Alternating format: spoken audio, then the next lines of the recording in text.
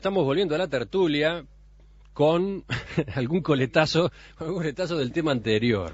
Pide la palabra el tertuliano Sartú, ¿para qué? Para leer la tercera acepción del diccionario de la Real Academia Española para la palabra cabecilla. Está de moda el diccionario de la Real Academia Española, ¿no? Que fue objetada por el amigo Antonio Mercader. Yo quiero aclarar que lo usé en la tercera acepción, que dice... Acepción de la palabra o sea, cabecilla. Dije cabecilla, refiriéndome a los dirigentes del Frente Amplio, y en la tercera acepción la palabra significa persona que está a la cabeza de un movimiento o grupo cultural, político, etcétera. En ese sentido la usé. Claro, pero yo me refería más bien a la connotación que en nuestro país suele darse a la palabra cabecilla, que normalmente está ligada al crimen.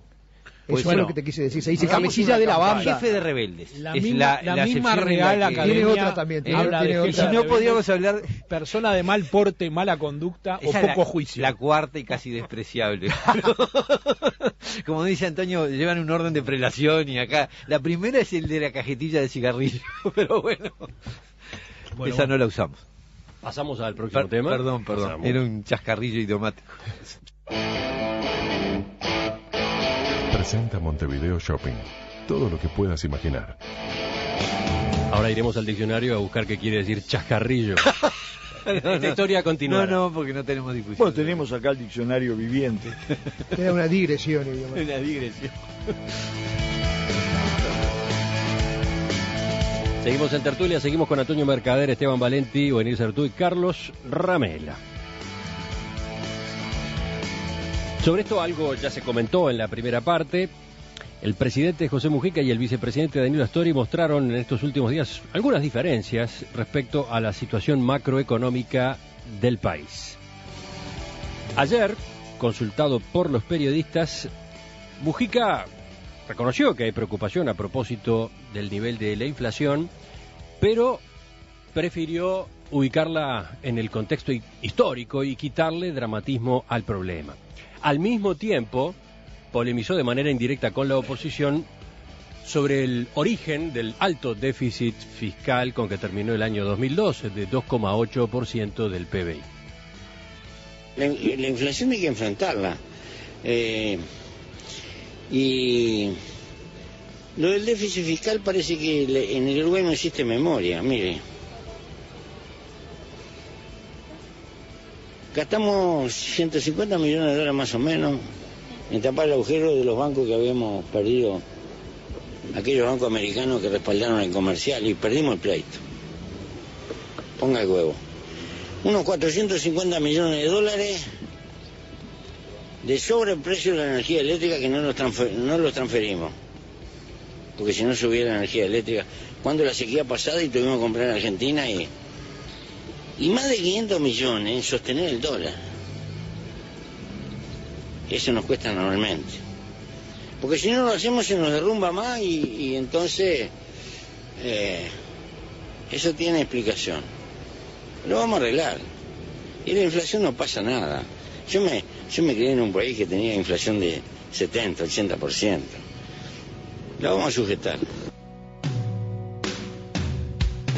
Pocas horas antes, el vicepresidente Astori se había mostrado inquieto por el avance de la inflación, que en febrero, en los 12 meses cerrados en febrero, volvió a niveles de 8,5%, y dijo que el principal problema macroeconómico del país es ese, la inflación.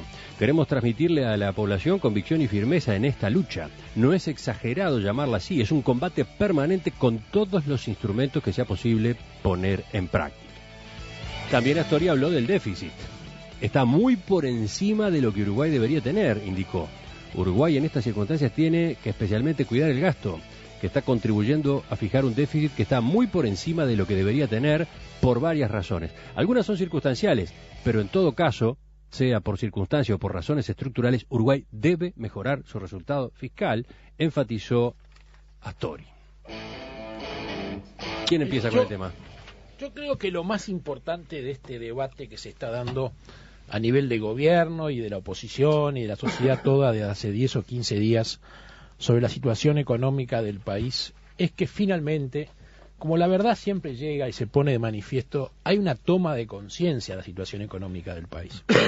No nos olvidemos que hasta hace un mes y medio, Cuando en esta misma mesa hablábamos del problema del gasto público, de la inflación, del déficit, de la baja del dólar, nos decíamos que éramos la derecha, que éramos la oposición, que teníamos un curso negativo, y prácticamente nos tiraban en la cara una serie de estadísticas tan denostadas siempre por Sartú, que daban todos los buenos resultados. Bueno, supongo que ahora que el propio ministro de Economía la semana pasada salió a señalar su preocupación, nadie dirá que el ministro se pasó a la oposición, ni que tampoco que Astori se pasó a la oposición y son la derecha execrable del país. O sea que lo primero es que finalmente la verdad sale a flote y hay una profunda preocupación en todos por la situación económica del país, que no es ese vergel que nos pinta Valenti en cada programa. Valenti. Lo segundo, me quedé sin lo segundo. No, después. Vamos ya escuchando al aludido. Lo que pasa es que en realidad la oposición, la derecha, lo que quisiera es permanentemente es que le fuera mal al país, parece. Ahora, no es que la realidad aparece como si hubiera estado oculta. Es la misma realidad que hizo que el año pasado el país creciera por encima de todos los países del Mercosur. Es la misma realidad que hace 8 años los salarios, que no son solo estadísticas, hayan aumentado la capacidad de compra y las jubilaciones. Y podría ser una lista interminable, cosa que ustedes nunca van a ver, porque en realidad la diferencia entre ustedes y nosotros es que a nosotros... Que usted tiene un Sony. Vamos a dejar hablar a cada La diferencia entre ustedes y nosotros es que cuando aparecen estos elementos como el déficit, yo estoy de acuerdo totalmente con la posición del equipo económico y con Astori. Yo he escuchado a Mujica decir que íbamos a dar una batalla frontal contra la inflación, lo he escuchado a Mujica. Por lo tanto, estoy de acuerdo además muy francamente con la posición sobre cuál es el origen del déficit. Hay que acordarse cuál es el origen del déficit fiscal y el peso de esa circunstancia. La diferencia es que nosotros, frente a los problemas, reaccionamos de manera diferente. Ustedes, toda la vida, ¿saben lo que hicieron? Hicieron ajustes, aumentaron los impuestos, bajaron los salarios, jodieron a la gente, y nosotros no lo hemos hecho en 8 años. Entonces ustedes vienen pidiendo que nosotros hagamos lo que ustedes hicieron toda la vida, y no lo vamos a hacer. Vamos a combatir el déficit, no vamos a aumentar la inflación. Vas a ver que en este periodo hay un periodo de inflación alta porque la fruta y verdura tienen un peso muy alto y el tema energético tiene un peso muy alto, pero vas a ver que a la larga, ustedes decían que iba a haber una cantidad de catástrofes y no pasó ninguna. Hablando de inflación, a mí me preocupó mucho la manera en que el presidente se refirió a la inflación. Dijo, bueno, yo crecí en un país con 70-80% de inflación. Bueno, en ese país tomo las armas, justamente. Exactamente. Porque el país estaba tan desequilibrado y tan desestabilizado por el 70-80% de inflación que supongo que eso lo empujó a él y a otros alucinados a tomar las armas. No fue eso. Ese fue el país del desastre. El país de la inflación fue el país del desastre. El país de la inestabilidad, de nada podía predecirse, de la corrida, de la movilización permanente por el salario. Ya en la economía moderna, si hay algo que la izquierda ha aprendido, y debo reconocer que ha aprendido, es que hay determinadas líneas económicas que deben mantenerse. Por eso la izquierda radical acusa al equipo económico de que sigue la misma línea que la derecha. No sigue la misma línea de la derecha, sigue la única línea sensata que se puede tener. Y la única línea sensata que se puede tener es combatir la inflación. Tener un presidente que dice, bueno, un 70-80%, es decir, que vuelve trivial, que banaliza el tema de la inflación, es muy riesgoso en un país que además dio una lucha impresionante en los años 90 por bajar aquella inflación del 140% y llevarla a un solo dígito. Cuando estamos bordeando los 2 dígitos, el presidente no puede decir, no importa. No es así. La lucha contra la inflación es la primera prioridad que tiene el país. A mí me da la impresión de que sí, que la inflación es un problema, pero sobre todo me preocupa, y yo no quiero que al Uruguay le vaya mal, ni que a este gobierno le vaya mal en particular, por cierto, porque lo voté. Me preocupa sí que se ha construido todo un sector social que está muy dependiente de prestaciones que da el Estado. Y eso es delicado a ver cómo se va a mantener, cómo se va a poder mantener. ¿Por qué ubicás ese tema en el contexto de lo que estábamos charlando, que era estas diferencias que han aparecido entre Mujica y Astori sobre algunos números de la macroeconomía? Y lo ubico porque en el gasto público pesa mucho el sostenimiento de todas esas políticas sociales, que yo creo que no son sustancialmente muy acertadas. Yo no lo digo de ahora, lo vengo diciendo desde hace un siglo, pero que evidentemente tienen un costo y me preocupa, acá hay una cosa clara, y esto es cierto lo que dice Valenti, ¿no? Es decir, gobiernos blancos y colorados lo que tendían a hacer era a recortar toda clase de políticas sociales, cada vez que se presentaba una crisis económica. El Frente aparentemente se ha propuesto resolver esta situación sin afectar las políticas sociales. Digo, es una apuesta complicada. Sí creo, y lo digo con lo que hablábamos antes, a mí me gustaría que el Frente estuviera menos autosatisfecho de sus supuestos, la dirigencia del Frente estuviera menos autosatisfecha de sus... Si son buenos resultados, maravilloso, pero estar menos autosatisfecho y más dispuesto a revisar ciertos pasos de la política, de las políticas seguidas, a autocriticarse, a revisar cosas. No lo digo desde una postura opositora, digo, yo no tengo un lema político alternativo para votar. Lo estoy diciendo desde adentro, es decir, desde la visión de izquierda. Me parece que la autosatisfacción nunca es constructiva, que a veces hay que poner más la mirada en lo que falta que en lo que se hizo. Y que cuando la gente no percibe como exitosas todas las cosas, no es porque la gente es tonta, es porque hay cosas de la realidad que no responden exactamente igual que las estadísticas o que las versiones oficiales sobre los resultados. Me parece eso, que la autocomplacencia no es buena. Yo como Sartú aclaro que no quiero que al país le vaya mal, ni a este gobierno tampoco le vaya mal, aunque no lo vote. O sea que no me llegan las permanentes alusiones en ese sentido del amigo Valenti. Evidentemente también comparto con Sartú, mi gran amigo Sartú, su buen juicio, porque cuando Mujica hace esa enumeración, casi para no ofenderlo, de jardín de infantes, sobre las razones de la inflación y del déficit, que no la puede creer nadie, y Valenti la suscribe plenamente, en contraposición a Astori, que dice otra cosa. O sea, no dice sobre eso otra Valenti cosa. se pasó al equipo de Mujica, al segundo equipo económico. Eso nunca. Sartú dice las cosas como hay que decirlas. Dice, acá hay un problema de gasto social, entre comillas, porque no todo es blanco-negro. No hay que recortar el gasto social total, pero hay que saber que el gasto social en este país hoy es un botín político y está mal utilizado, y olés que regala la plata, y el país está gastando lo que no tiene, y el gasto ha subido muy por encima del crecimiento del PBI y muy por encima del crecimiento de los salarios. Se hace política barata con el gasto social. Entonces, esa realidad carísima pero barata de concepción. Ahora, lo que es más interesante todavía es que yo me acuerdo del amigo mercader pobre, los cachetazos que recibía cuando hablaba de dos equipos económicos, y eso era otra burla de la derecha que quería ensuciar al gobierno. Pero Mujica tenía muy claro y respaldaba al único equipo que había. Bueno, pero ahora lo que dice Mujica en la prensa es lo que dice en la prensa el segundo equipo, y el primero es lo que dice Astori. O sea, hoy los dos equipos nadie lo discute. Por último, para terminar, que la inflación es una pavada, no lo puede decir en este país ni un niño de escuela. Los primeros que sufren la inflación son los asalariados. Es la gente de bajos recursos que ve como su sueldo se desvanece frente a los aumentos. El primero que se queja... ¿Te acordás con qué índice de inflación terminó el primer gobierno de Sanguinetti?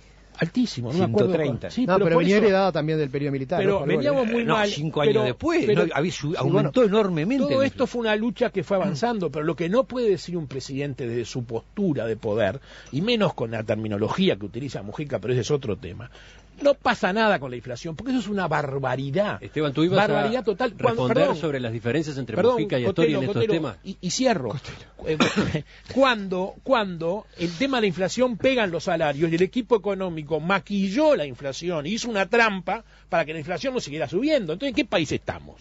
Hay ciertas posiciones que son tan absolutamente previsibles que en realidad yo les escucho con respeto porque escucho todas las opiniones, pero no me aportan nada, no me dicen nada. Es decir, no es cierto que Mujica haya dicho siempre y permanentemente que la inflación no importa. Yo lo he escuchado decir, y todo lo que estamos acá lo hemos escuchado y leído, decir vamos a dar la batalla contra la inflación. En la izquierda esa batalla no se proclama, se hizo durante todo este periodo y mantuvimos durante 8 años la inflación bajo un control que ustedes se sueñan. Igual que antes. Ustedes se sueñan. Y vamos a volver a eso sin tener que aplicar las recetas de la derecha, absolutamente. Yo no estoy de acuerdo como argumentación, porque así como digo que el pago, digamos, el déficit tiene un alto componente de lo que nos quedó pendiente de cosas que relata Mujica. La herencia maldita. No, eso no es herencia Mujica. La herencia son los 150 millones de dólares de los bancos vendidos en el periodo de la calle y pagados en el periodo de Jorge Batlle. Esa debe ser la causa. Entonces, de la inflación. esos son 150 millones. Lo demás es lo que dijo Mujica, más el hecho de que efectivamente el presupuesto del Estado es muy alto. Yo creo que, incluso escuché ayer a Olesker hablar de cómo se había revisado toda la estructura de prestaciones sociales, creo que se está haciendo una revisión crítica permanente para sacar a unos y poner a otros, para tener una política focalizada. Yo quiero hacer una declaración crítica. Yo creo que la izquierda no puede abusar y seguir adelante con unas medidas de emergencia que sirvieron extraordinariamente para contener el desfondaje del país, sobre todo de sus sectores sociales, como sucedió después del 2003, 2004, etcétera, y que hay que diferenciar cada día más el que trabaja del que no trabaja. Y que ese problema es un problema de concepción ideológica y política. Sí. No podemos pasar del proletariado al lumpen, o del proletariado a la gente marginada. Tiene que haber políticas sociales, pero la diferencia tiene que ser abismal. El trabajo es una cosa, y las políticas sociales son un paliativo circunstancial. Por eso me pareció muy bien que se revisaran todas las situaciones, se sacaran 20.000 que ya no estaban en la miseria, y por lo tanto no lo necesitan, y se le dieran a otros, porque la vida no es una cosa congelada. Ahora, sobre los dos equipos y todo eso, qué pobre es la oposición. Escuchame, Esteban. No sabe hacer otra cosa que eso. En realidad, durante estos 8 años, cada vez más lo único que hacen es mirar a la izquierda. Ahora, no van a ganar así, muchachos. Nos hacen mal. Desde la audiencia, Esteban, hay algunos mensajes destinados a tu discurso. Por ejemplo, este dice: estoy manejando y paré para responderle a Valenti. ¿Cómo que no hubo ajuste? ¿Qué fue el IRPF? Eso fue una reforma fiscal completa. Un bruto ajuste. No, discúlpame, eso fue una gran reforma fiscal. Alude a lo que implicó como aumento de la recaudación. Sí. No hay duda, y eso fue una reforma fiscal con una concepción global que nosotros, y yo digo acá el astorismo, estamos de contra de ajustarla de a poco, porque es volver al mismo mecanismo anterior. Admite los cambios, por favor, pero dentro del espíritu de la reforma. Cuando habla Valenti de que lo importante es que no se le dé dinero a la gente que no trabaja, que no hace nada, lo acabas de decir, ¿no? Yo me pregunto, ¿cómo es posible que después de 8 años de aplicación de esta política social presuntamente tan exitosa, no hay ningún control? Todavía no se sabe si el que recibe las prestaciones, si el que recibe las prestaciones del MIDES trabaja en negro o no trabaja en negro, no se sabe si manda a los niños a la escuela o no los manda, no se sabe si los lleva a vacunar o no los lleva a vacunar, no se sabe nada, no se controla absolutamente nada, y esto lo reconoce el propio gobierno. ¿Cómo es posible que se siga derramando dinero sin controles de ninguna especie? Son ahora las 10:25. Sin imaginar. Ahora iremos al diccionario a buscar qué quiere decir chascarrillo. Esta historia continúa. No, porque no tenemos discusión. Bueno, tenemos acá el diccionario viviente. Era una digresión. Una digresión. Seguimos en tertulia, seguimos con Antonio Mercader, Esteban Valenti, Buenir Certú y Carlos Ramela. Sobre esto algo ya se... Si no podíamos hablar... Persona de mal porte, mala conducta o poco juicio. La cuarta y casi despreciable. Como dice Antonio, llevan un orden de prelación y acá... La primera es el de la cajetilla de cigarrillo, pero bueno, esa no la usamos. Pasamos al próximo tema. Perdón. Pasamos. Era un chascarrillo idiomático. Presenta Montevideo Shopping. Todo lo que pueda... Refiriéndome a los dirigentes del Frente Amplio, y en la tercera acepción la palabra significa persona que está a la cabeza de un movimiento o grupo cultural, político, etcétera. En ese sentido la usé. Claro, pero yo me refería más bien a la connotación que en nuestro país suele darse a la palabra cabecilla, que normalmente está ligada al crimen. Pues eso es lo que te quise decir. Se dice cabecilla de la banda. Jefe de rebeldes. La misma Real Academia. Tiene otra también. Estamos volviendo a la tertulia con algún coletazo del tema anterior. Pide la palabra el tertuliano Sartú, ¿para qué? Para leer la tercera acepción del diccionario de la Real Academia Española para la palabra cabecilla. Está de moda el diccionario de la Real Academia Española, ¿no? Que fue objetada por el amigo Antonio Mercader. Yo quiero aclarar que lo usé en la tercera acepción, que dice... Acepción de la palabra cabecilla. Se comentó en la primera parte. El presidente José Mujica y el vicepresidente Danilo Astori mostraron en estos últimos días algunas diferencias respecto a la situación macroeconómica del país. Ayer, consultado por los periodistas, Mujica reconoció que hay preocupación a propósito del nivel de la inflación, pero prefirió ubicarla en el contexto histórico